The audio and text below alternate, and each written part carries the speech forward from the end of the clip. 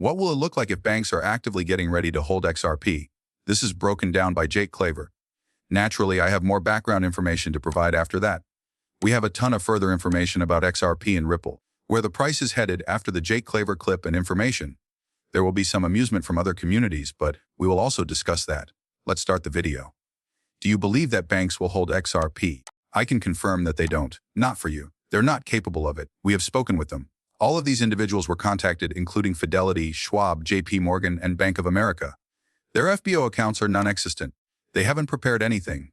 They are unable to look after these assets on your behalf.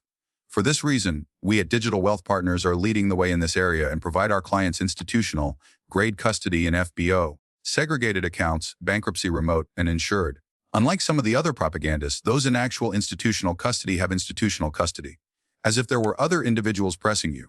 I won't mention any names. We actually have institutional custody. It has up to 100 million in insurance. That's Lloyd's of London's crime insurance. I have the papers if you'd like to examine it. I am able to demonstrate. In any case, I don't believe banks will, but I do believe they will eventually. They don't really care, but they might once there's retail demand. They will profit from it and wish to use it for themselves. As I previously stated, retail investors may own up to 2 billion XRP. Perhaps 2% of the supply. They might not care as much as they could, but they might care less. As if we're going to need to look after ourselves. And for that reason, I created what I did, and our staff is assembled and prepared to ensure that we can assist you all. I acted selfishly in order to benefit the XRP family, the community, and myself. I wanted to confirm that there was a place for you to borrow against your XRP. Because the banks weren't going to do that, you have to get a return on your XRP and reduce risk and taxes. I've spoken with each one of them. It's not with them. They will never do it. It will be 6, 10, 12, or 18 months before they have something for you, if they ever get around to it. Alternatively, they may acquire an exchange and integrate them. However, it will still take at least 6 to 8 months for them to integrate that infrastructure, complete the reporting, establish all the partnerships, and complete all the other tasks that we have already established in order to complete all of this. According to Jake, banks aren't really getting ready for this at the moment, but he and his business have answers. It goes without saying that you should conduct your research. You should research Jake and his business if you are transferring your XRP to them, so that you know what will happen to your XRP in the event of an emergency. Is it the same case if you don't have your crypto or keys? Does he have it? I would like to know that kind of information. It's nice to have an opinion on this, but I also wanted to see what else was happening, so I wanted to gain some more context. Banks in over 15 countries now rely on Ripple's custody solutions, which provide institutional clients with safe asset safekeeping and compliance. It doesn't specify which banks are involved, but it mentions that the oldest bank in America, Bank of New York, BNY Mellon, has been named the main custodian for RUSD. The goal of this collaboration is to improve regulatory compliance and institutional trust. In order to offer regulated institutional custody for XRP, South Korea has partnered with Ripple. It does mention that up to 80% of Japanese banks are apparently getting ready to adopt XRP for international payments, which is part of a larger trend in Asia. Some of that is still pending. According to Ripple, up to 10% of the world's assets, roughly 16 trillion, could be tokenized by 2030. Additionally, several businesses are developing strategies in the XRP market. I don't have to tell you everything. Please pause it if you would want to just look here. Thus, let's go on to the following clip.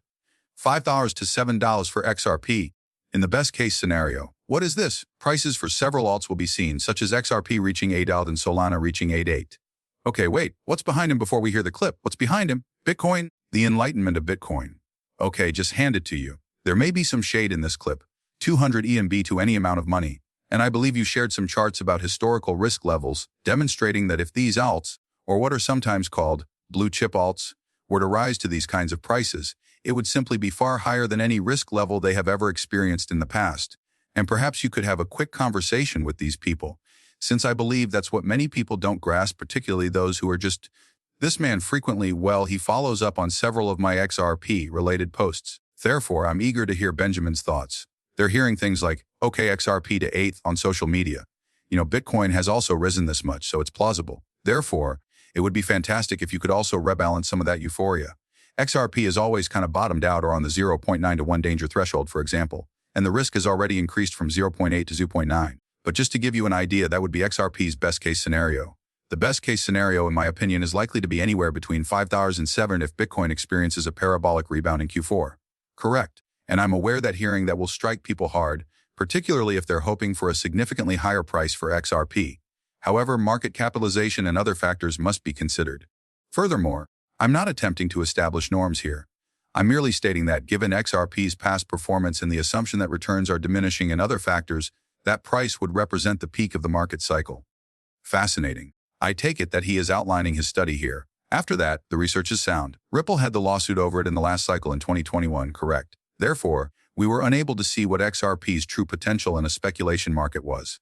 Although the market is still highly speculative right now, we are approaching this useful position as the year draws to a close. Institutions that oversee cryptocurrency are expected to arrive with demand for ETFs. It's clear that he doesn't grasp market capitalization and market capitalization multipliers. In the near future, the additional money coming in, going out, and coming in will multiply by 100 to 500 times. You can invest in these items when you have electronically traded funds, or ETFs. In reality, you are not purchasing the asset. You are purchasing a stock that represents either 5 or 10 XRP. So it's a method to own XRP without really owning the token, isn't it? Therefore, these ETFs must use actual XRP to fund such products, correct? Because XRP must be used as backing. There is a link in the description if you would like to receive that course for free. After completing the course, kindly let me know your thoughts.